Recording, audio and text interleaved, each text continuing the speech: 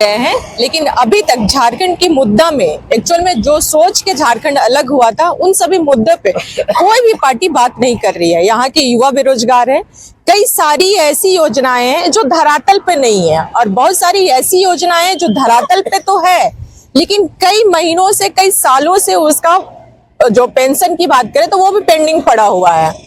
आपको हम बता दें कि हाल ही के दिनों में निशा भगत जो आदिवासी मुद्दों पे मुखरता से बात करते आई है, वो कुछ दिन पहले यानी 12 तारीख को राजभवन के समक्ष मुंडन का कार्यक्रम उनके साथ में किया गया। वो मुंडन संस्कार का जो है कार्यक्रम हुआ। उनका एक मैसेज था कि अगर वो बाल मुड़वा के आदिवासी समाज के हित अहित की बात करते। हम इन्हीं सभी मुद्दों को लेकर लोकहित अधिकार पार्टी के प्रदेश अध्यक्ष हरिनाथ साहू जी से बातचीत करेंगे कि इन सभी मुद्दों को वो किस तरह से देख रहे हैं। हरिनाथ जी, सबसे पहले तो आपको न्यूज 100 में स्वागत है। आपको भी बहुत बहुत धन्यवाद। जोहार। न्यूज 100 जो हमेशा ज्वलंत और जन मुद्दों के साथ आप लोग चीजों को आगे सामने लाने का काम करते हैं।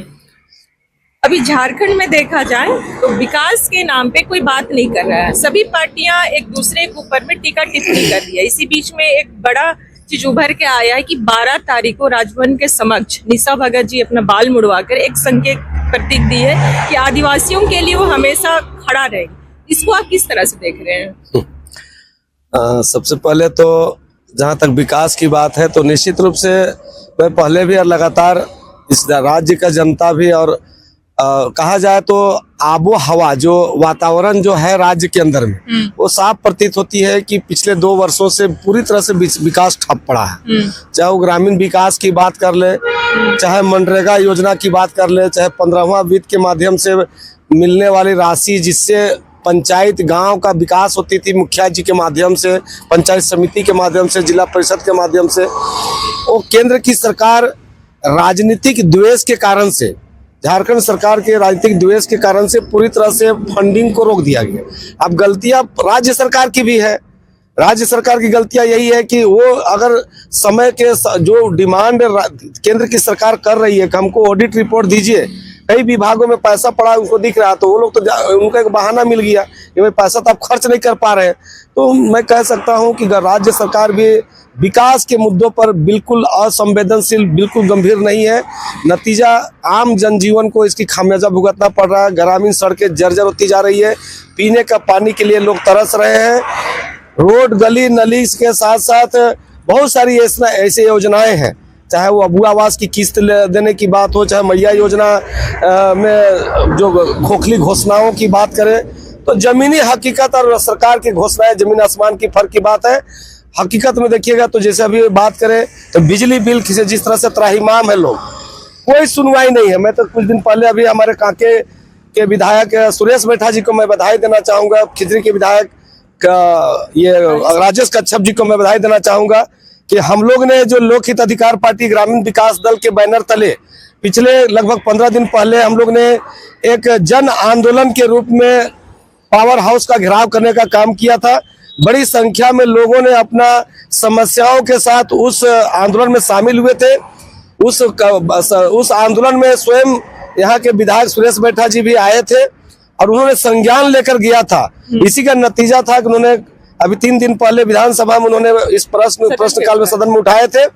लेकिन मैं माननीय मंत्री जी जो ऊर्जा मंत्री है उनका गोल मटोल और बहुत ही अव्यवहारिक, जिसको कह सकते हैं कि लापरवाही जवाब जिस तरह था, ये साफ प्रतीत होता है कि राज्य के जो बाहर के एजेंसियां हैं उसके हवाले कर दिया गया लूटने के लिए। मोटा रकम लेकर के, चाहे वो बिजली विभाग की बात हो, चाहे जितनी भी जन कल्याणकारी योजनाएं जो संचालित है, कहीं न कहीं वो राज्य सरकार हो चाहे केंद्र की सरकार हो, एजेंसियों के माध्यम से मोटा रकम लेकर के, चाहे वो शिक्षा का क्षेत्र हो, बिजली का क्षेत्र हो, चाहे स्कॉलरशिप की मामला हो, चाहे यहाँ का शिक्षा जगत का जितना भी, चाहे CGL का एग्जाम कहिए, जितना भी तरह का एग्जाम है, सब जितना भी जो भ्रष्टाचार की भेंट चढ़ रही है, तो साफ प्रतीत होती है कि जो बाहर के जो एजेंसियां हैं उनको ये लोग दलाली करके बेच दिया गया है। और अभी कई तरह का मामला आ रही है। आज भी मैंने कई लोगों का फोन आया, डेली फोन आ रहा कि यहाँ का SDO साहब से मैं बात करता हूँ तो SDO साहब बोलते हैं कि हरिनाथ जी, मैं सभी लोगों का समाधान कर दिया हूँ, अगर कोई छूटा हुआ है तो मुझे आवेदन दिया जाए। बड़ा हास्यास्पद है। एक तरफ सदन में माननीय मंत्री जी कहते हैं कि एक टोल फ्री नंबर हमने जनरेट कर दिया है, जारी किया हो। वो टोल फ्री नंबर पहला तो 90% लोगों को पता नहीं है, कोई उसके लिए कोई प्रचार प्रसार, कोई अवेयरनेस कार्यक्रम ग्रामीण क्षेत्रों में नहीं है। और जो 10% लोगों को जानकारी भी है तो वो टोल फ्री नंबर से कोई समाधान तो होता नहीं है, सिर्फ आप कंप्लेन को लॉजिंग कर सकते हैं, कोई रिप्लाई नहीं है, कोई जवाब नहीं है, कोई समाधान नहीं है। तो मैं कह सकता हूं कि ये पूरी तरह से आंख में धूल झोंकने की घटनाएं है। दर्जनों मामलाएं आए दिन फोन के माध्यम से, जब से हम आंदोलन किए हैं, आज 1.5 लाख 2 लाख 3 लाख का जो बिल है जियो का त्यो पड़ा हुआ, बर्बरता पूर्वक उसकी लाइन काट दिया जा रहा है। आप कल्पना कर सकते हैं, गरीब आदमी जिसका दिहाड़ी मजदूर परिवार है, महीना का 10,000 कमाने वाला व्यक्ति है, आप उसको 1.5 लाख रुपए का बिल थमा दिए हैं स्मार्ट मीटर का। और जब बात करते हैं एसडीओ साहब से तो बोलता है कि अच्छा हम जांच करवा दे रहे हैं। 2 दिन बाद रिपोर्ट आता है, जब दूसरा बार रिपोर्ट के बोलेगा हरिनाथ जी बिल तो सही है। बताइए ये क्या मजाक बना रखा है। एक गरीब आदमी जो 4 गो बल्ब जलाता है, एगो खाना माने घर में अगर बहुत ज्यादा होगा तो मशीन लगा होगा एगो बोरिंग का, और वो आदमी जिसका 500 रुपया महीना का बिजली बिल आता था, 6 महीना पहले आप स्मार्ट मीटर लगाए और 4 महीना के अंदर उसको 1.5 लाख का बिजली बिल आया। और जब हम लोग कंप्लेन के द्वारा उस बिल को जांच के लिए भेजते हैं तो एसडीओ साहब और विभागीय अधिकारी का बात रहता है कि नहीं हम तो जांच कर लिए, वो सही बिल है, उसको तो जमा करना पड़ेगा। अजीब हालत है यार, कहां से 1 लाख 1.5 लाख आपको बिल देगा।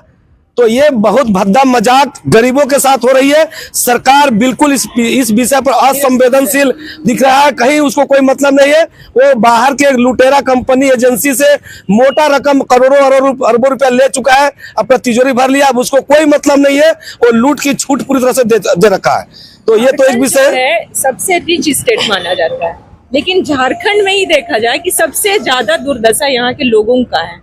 इसको आप किस तरह से देख रहे हैं? इसलिए कि झारखंड एक चरागाह बन गया है, जो शुरू से एक पूंजीपति, मैंने कहा है कि पूंजीपति सामंतवादी बाहरी तत्व जो है झारखंड को एक चरागाह मान लेते हैं। और यहाँ का जो स्थानीय नेता है, चाहे वो विधायक हो, सांसद हो, मंत्री हो, मुख्यमंत्री हो, कहीं न कहीं उसके अंदर में दूरदर्शिता नहीं है, सामाजिक न्याय उनके सोच में नहीं है। वो कभी भी यहाँ के आम जनजीवन, झारखंड के लोगों को विकास है जो सिर्फ अपने विकास, अपने परिवार का विकास, व्यक्तिगत विकास में लगा हुआ है। यहाँ के संसाधनों को गिरवी लगा दिया है कुछ पूंजीपतियों के हाथों में। नौकरी हो, चाहे बिजनेस हो, चाहे यहाँ का प्राकृतिक संसाधन हो, चाहे बालू हो, चाहे कोयला हो, चाहे अबरक हो, चाहे यहाँ का जितना भी मिनरल है, कहीं न कहीं पैसा का मोटा रकम के लालच में, अपने निजी लाभ स्वार्थ के कारण से बाहरी तत्वों को यहाँ बेचने का काम संसाधनों किया जा रहा है। इसी का नतीजा है कि आम जनजीवन को न्याय नहीं मिल रहा है, आम जनजीवन को नौकरी नहीं मिल रहा है, आम जनजीवन को कहीं पर भी ना महंगाई से राहत मिल रही है और ना बिना पैसा हुए कोई काम हो रही है। भ्रष्टाचार चरम पर चला जा रहा है, कोई किसी का सुनने वाला नहीं है, लूट की खुली छूट दे रखी है। अभी 1-2 मामला आया है, कांके सीओ का मामला है, पूरा प्रदेश का मामला है। मैं डंके की चोट में कहता हूँ कि एक तो सीओ और थाना प्रभारी को यहाँ 50 लाख और 7 लाख 1 करोड़ और 2 करोड़ रुपए लेकर के बैठाया गया है लूटने के लिए। एक जमीन का कीमत जैसे लगता है जमीन का मालिक यहाँ का सीओ है, और पूरा यहाँ थाना प्रभारी के संरक्षण में भया दोहन करके गांव जो रैयत है, जो मूल निवासी है, जो जिसका जमीन है, उसको बिचौलियों के माध्यम से, जमीन माफियाओं के माध्यम से लुटवाया जा रहा है। और जब वो मोटेशन के लिए जब जमीन सुधारने जाता है तो 1 डिसमिल का दाम उसको 20,000 रुपया, 30,000 रुपया नहीं दे रहे तो आपको कोई सुनवाई नहीं, आप कागजी कार्रवाई करते रहिए। डीसी साहब संज्ञान लेते हैं, औचक निरीक्षण करते हैं, सब कुछ हो रहा है, आंख में धूल झोंकने का काम हो रही है। जनता को लगता है कि अब न्याय मिलेगा, अब न्याय मिलेगा, लेकिन न्याय कहीं दूर दूर तक नजर नहीं आ रहा है। ये सिर्फ ढकोसला, दिखावा और पब्लिक के आंख में धूल झोंकने का बात है। जमीनी हकीकत है कि गांव, गरीब, किसान, मजदूर, दिहाड़ी लोगों के साथ अन्याय ही अन्याय है। कहीं किसी को ना, चाहे जमीन का मामला हो, चाहे नौकरी का मामला हो। लेकिन आप जो अभी अंचल के ऊपर में इतना बड़ा आरोप लगाए, अभी हाल ही के दिनों में देखा गया था जनता दरबार लगाया गया, जिसमें ये कि किसी से भी कोई पैसा नहीं, निःशुल्क उसका निष्पादन करना था।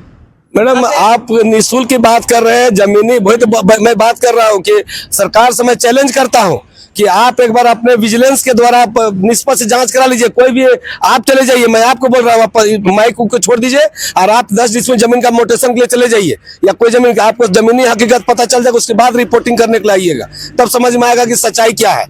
आज खतियान यही बोलना चाह रहे हैं कि जनता दरबार बस आईवास है। बिल्कुल आईवास है, सिर्फ दिखावा है, ढकोसला है, इवेंट है, कुछ भी नहीं है। जमीनी हकीकत है कि लोगों के साथ अन्याय हो रहा है, बिना पैसा दिए हुए कोई भी काम नहीं हो रहा है। चाहे वो अबुआ आवास ले, यहाँ तक कि अबुआ आवास और मैया योजना जो सबसे गरीब लोगों के लिए योजना है, वहां पर भी जनप्रतिनिधि हो चाहे भ्रष्ट अधिकारी हो, बिना पैसा लिए हुए एक भी काम कहीं पर किसी का नहीं हो रहा है। यही जमीन हकीकत। लेकिन आखिर कौन आदमी कहाँ कंप्लेन करे? सभी जगह चोर चोर मसेरा भाई मिला हुआ है। केवल आवेदन लिया जाता है, उनका निराकरण पूछ लेता, थक हार के बाध्य होकर के लोग पैसा दे करके ही काम करना सबसे अपना आसान काम एक रास्ता मान लिया है, चुन लिया है, और उसके लिए कोई दूसरा विकल्प नहीं दिख रहा है। क्या लगता है हेमंत सरकार जो बोलती है अबुआ सरकार, अबुआ राज, तो क्या अपने अधिकारियों के ऊपर में वो अपना सिकंजा नहीं कस पा रही है? क्यों कैसे कसेंगे? कैसे किया कसा जाए? आप ये व्यवहारिक बात मैं बता रहा हूं कि जो अधिकारी से आप 1,50,00,000 रुपया लेके पदस्थापित करते हैं, एक ट्रांसफर पोस्टिंग का बड़ा व्यापक व्यवसाय चला रहे हैं, आप उस अधिकारी को कैसे नकेल कसिएगा? कैसे कर सकते हैं? आप तो पहले ही अपने आप को बेच दिए हैं उसके हाथों में, उसको तो लूटने के लिए भेज दिए। एक अधिकारी जो जेपीएससी पास करके, यूपीएससी पास करके, चाहे जेएलसी पास करके जो एक अधिकारी बनते हैं, एक चाहे बिजली विभाग के अधिकारी हो, चाहे कोई विभागीय डायरेक्टर की बात करें, चाहे जो भी अधिकारी थाना प्रभारी हो, तो वो लोग एक मोटा रकम सरकार के अधिकारी मंत्री को दे करके आते हैं। अब उस पर कैसे नकल कसिएगा? उसको अपना रिकवरी करें। एक तो पढ़ाई में 1 करोड़ रुपया खर्चा किया बेचारा, ऊपर से इस थाने उस थाने जाने के लिए, इस ब्लॉक से उस ब्लॉक जाने के लिए, इस अंचल से उस अंचल जाने के लिए आप 1 करोड़ रुपया, 2 करोड़, 5 करोड़ रुपया मांग किया जा रहा है। तो वो 5 करोड़ रुपया जो दे करके किसी अंचल में गया है, तो उसके साथ सबसे बड़ी चुनौती है कि कब ट्रांसफर फिर हो जाए। तो पहले 5 करोड़ का 10 करोड़ कैसे बना ले? तो वो क्या करेगा? जंगल का जमीन को बेचेगा, नदी का जमीन को बेचेगा, गैर मजरूआ के जमीन को बेचेगा, बिचौलियों को, अपराधियों को खुला छूट दे रखेगा कि जिसको बेचो कि हमको भैया महीना का 1 करोड़ रुपया चाहिए। तो ये तो हालत बना कर रखा है पूरे झारखंड में जंगल राज का। कहीं पर किसी का कोई प्रतिबंध नहीं है। ये सिर्फ खाली कैमरा के नजर में, गोदी मीडिया के नजर में अपने आप को न्याय प्रिय, सामाजिक न्याय प्रिय, जनहित का सरकार को घोषणा करते हैं।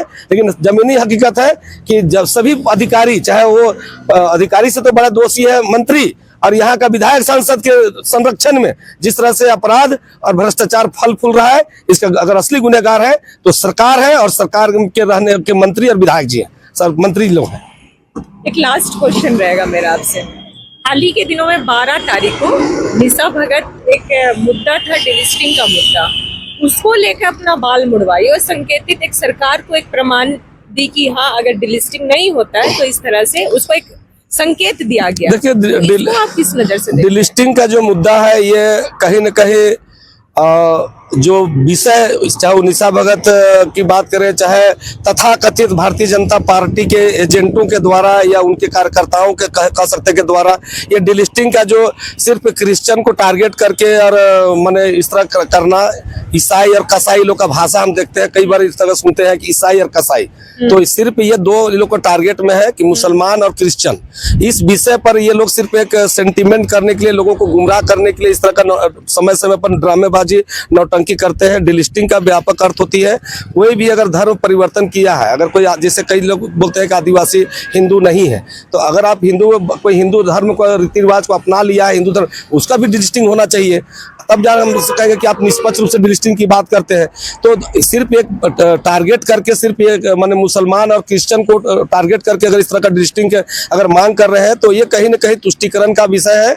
ये किसी दल के विशेष का इशारों पर उसके संरक्षण में, उसके द्वारा, खास के भारतीय जनता पार्टी शुरू से ही जाति और धर्म का ही राजनीति किया है। भारतीय जनता पार्टी का कोई मुद्दा महंगाई का नहीं है, कोई मुद्दा सरकारी नौकरी का नहीं है, कोई मुद्दा स्थानीयता का नहीं है, कोई मुद्दा यहाँ का झारखंड के नियोजन नीति का कुछ मुद्दा नहीं है। वो सिर्फ हिंदू, मुसलमान, क्रिश्चियन यही सब बोल करके ही सिंडवा। ऐसे अभी जज्बाती, जोशीला, उभरता हुआ सितारा देखे कि अभी जेलकेम के साथ उनका नहीं पट रहा है या बाहर हुए, तो उनको लपक के उनको एक माध्यम बना दिए, और हमको मुझे लगता है कि एक्सपोज हो चुके हैं। निशा भगत का भी जो ये है वो एक्सपोज हो चुके हैं, सबको पता है कि वो बीजेपी के एजेंट के रूप में काम कर रहे हैं। इसलिए इस विषय पर मैं बहुत ज्यादा विस्तार नहीं दूंगा। ये पार्टी विशेष के को ध्यान में रख करके ये एक मुद्दा को इस तरह का जो किया गया है वो एक सिर्फ एक पार्टी विशेष के हित में काम किया जा रहा है। तो क्या ये 29 पर चुनावी रणनीति बन रहा है क्या? ऐसा कोई रणनीति नहीं बनेगा, क्योंकि अब जनता जागरूक हो चुका है, आदिवासी भी पढ़े लिखे हो चुके हैं, वो लोग भी अपने हक अधिकार और इस चीजों को समझ रहे हैं। अब देखिए आदिवासी में भी कई तरह का माने संगठन है। एक संगठन जो है कि यहाँ का जल जंगल जमीन, यहाँ का मालिकाना हक, पैसा कानून के लिए लड़ाई लड़ रही है। और एक खेमा ऐसा है जो हिंदू और मुसलमान और क्रिश्चियन ईसाई और कसाई के विषय पर लोगों को सेंटीमेंट और अपने तरफ गुमराह करने में लगे हैं। तो आपस में भी ये लोग कई विचारधाराओं में बटा हुआ है। हमारा पार्टी सामाजिक न्याय के पक्षधर है। हम लोग शिक्षा पर बात करते हैं। हम लोग सामाजिक न्याय के तहत जाति जनगणना की मांग आज मैं दावे के साथ कह सकता हूँ कि 2022 से सबसे पहले इस राज्य में अगर कोई जाति जनगणना की मांग किया है तो लोक हित अधिकार पार्टी का जिस समय गठन हुआ था, गठन काल से हम लोग मुखर होकर के हम लोग कहा कि भाई जाति जनगणना समय की मांग है, जाति जनगणना कराइए और सभी स्तर का, चाहे उच्च से उच्च शिक्षा हो चाहे चिकित्सा हो, वो समान व्यवस्था में देश स्तर में निःशुल्क लागू हो और जाति जनगणना के बाद में जिसकी जितनी जनसंख्या उसको उतना हिस्सेदारी मिले। आपको ज्ञात होगा कि अभी जो ओबीसी का मामला आया है, इस राज्य में 7 जिलों में ओबीसी का आरक्षण को शून्य कर दिया गया और कई जिलों में नगण्य कर दिया। इस विषय पर सभी राजनीतिक दल चुप्पी साधे हुए हैं, लेकिन हमारा लोक हित अधिकार पार्टी शुरू से हम लोग इस विषय को मुखर होकर के हर एक प्लेटफॉर्म में अपनी आवाज को दे रहे हैं और जिसका हमारी आवाज दबा नहीं है। इसी के पर्याय है कि सबसे पहले हम लोग ने, चाहे वो छात्रवृत्ति ओबीसी समाज का 2 साल से रोकने की बात हो, सबसे पहले हम लोग ने मेन रोड में चढ़ करके और राज्य सरकार के खिलाफ में, केंद्र सरकार के खिलाफ में इस छात्रवृत्ति रोकने के खिलाफ हम लोग ने पुतला दहन का कार्यक्रम किया। उसके बाद जाके अन्य दलों के द्वारा भी इसका समर्थन के रूप में कार्यक्रम किया, चाहे वो पद यात्रा की बात हो, चाहे प्रदर्शन की बात हो, अलग अलग दलों के द्वारा हमारी पार्टी के मांगों को समर्थन किए हैं। मैं उसके लिए उनको धन्यवाद देना चाहता हूं। और आज जो ओबीसी का मुद्दा है, जो सबसे बड़ा मुद्दा है कि आज आरक्षण शून्य करना, पैसा कानून लागू आप कर दे रहे हैं। पैसा कानून एक भाई साहब हमारा मित्र है, पत्रकार आदिवासी समाज से आते हैं, हमको एक दिन फोन करके पूछ रहे हैं कि हरिराज जी आप उल्टा पुल्टा बोलते रहते हैं, आप पैसा कानून के बारे में क्या जानते हैं? तो हमने कहा कि भैया हम लोग तो जितना जानते हैं, झारखंड के मिट्टी से पैदा लिए हैं और जब से पैदा लिए हैं वो संभाले तब से झारखंड हित की बात करते हैं, लड़े हैं, आंदोलनकारी भी रहे हैं। लेकिन ये बात आप हमसे सवाल कर रहे हैं तो आप बैठिए, आपको हम पैसा कानून क्या होता है, डोमिसाइल क्या होता है, झारखंड का इतिहास और भूगोल सब आपको बता देंगे। आखिर जिस क्षेत्र में मैं आपसे पूछना चाहता हूँ, ठीक है, पैसा कानून जिस क्षेत्र में आदिवासी बहुल क्षेत्र है, अधिनियम बना हुआ है कि उनको संरक्षण देने के, उसको एकाधिकार देने का, लेकिन कई एक क्षेत्र में देखिएगा जैसे अभी मुखिया का चुनाव होता है इस राज्य के अंदर में, डोमिसाइल नीति उस समय भी बाबूलाल मरांडी जी गलत तरीके से डिफाइन कर दिए कि आज जिस गांव में, जिस पंचायत में, जिस प्रखंड में आदिवासी की जनसंख्या मात्र 4% 5% है और वहां पिछड़ों की आबादी 95% है, वहां का भी आप एकल पद को सुरक्षित कर दिए कि नहीं, वहां अगर ये वो कहीं पर अगर कोई आदिवासी मिल जाता है तो अब मैंने उसमें योग्यता है कि नहीं है, उसकी जनसंख्या मात्र 10 गो घर है किसी पंचायत में, लेकिन मुखिया बनेंगे तो वही बनेंगे। ये अन्यायपूर्ण के खिलाफ हम बोलते हैं, हम पैसा कानून खिलाफ नहीं है, ना आदिवासी के खिलाफ नहीं है। जिस क्षेत्र में आपकी जनसंख्या है, जहां पर आप नेतृत्व के लिए आप है, वहां बनिए, लेकिन जहां आपका 2% भी आबादी नहीं है, वहां पर भी इस तरह का अगर आप एकल पद को अगर सुरक्षित कर दीजिएगा तो मैं इस पर पुनर्विचार करने का मांग करता हूं। और इसीलिए मैंने कहा कि जब तक जाति जनगणना नहीं हो जाती है तब तक इस राज्य में चाहे निकाय चुनाव हो, पंचायत की चुनाव हो, चाहे यहाँ पैसा कानून के लागू करने की बात हो, ये कहीं न कहीं पिछड़ा समाज जो बहुसंख्यक समाज है उसके साथ घोर अन्याय होगा, उसके हक अधिकार और हिस्सेदारी पर आघात है। और इसीलिए मैं बार बार इस बात को दोहराता हूं कि इस राज्य और देश में समय की मांग है, पहले जाति जनगणना कराइए और जिसकी जितनी जनसंख्या उसको उतना आरक्षण और उसका हिस्सेदारी दीजिए। मैं इस बात के लिए पक्षधर हूं।